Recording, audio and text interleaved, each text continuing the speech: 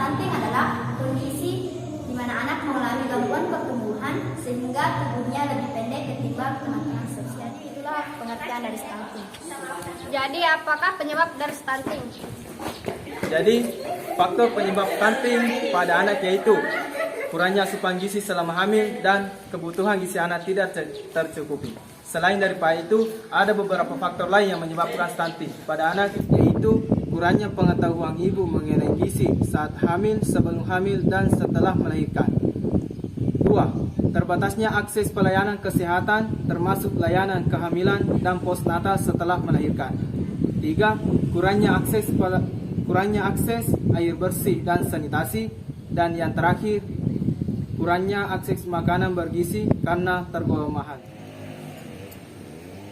Bagaimanakah pencegahan stunting pada anak? Ada 4 cara pencegahan stunting. Yang pertama, mengonsumsi makanan dengan kandungan nutrisi yang dibutuhkan selama hamil dan selama menyusui.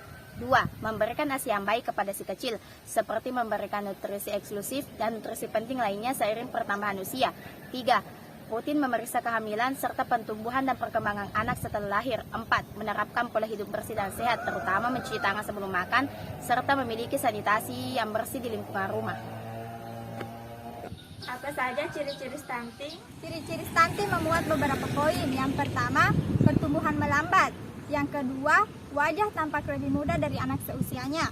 Yang ketiga, pertumbuhan gigi melambat. Dan yang keempat, performa buruk pada kemampuan fokus dan memori belajarnya.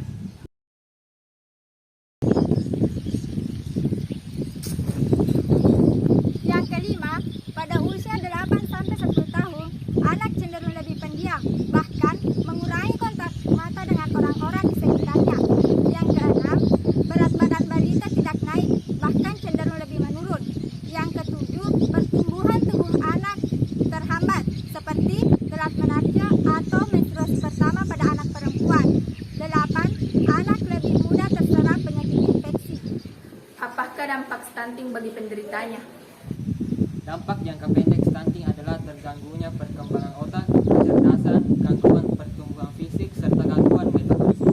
Adapun dampak jangka panjang stunting jika tidak diatasi dengan baik sedini mungkin akan berdampak. Yang pertama, menurunkan perkembangan pertumbuhan kognitif otak anak. Yang kedua, kekebalan tubuh lemah sehingga mudah sakit. Yang ketiga, risiko tinggi munculnya penyakit metabolik seperti kegemukan. Yang keempat, penyakit jantung. Yang kelima, penyakit pembuluh darah. Yang keenam, kesulitan belajar. Apakah pertumbuhan anak stunting bisa kembali normal? Jadi, sebagaimana yang kita ketahui bahwa pengertian dari stunting adalah kondisi gangguan pertumbuhan yang tidak dapat dikembalikan seperti semula.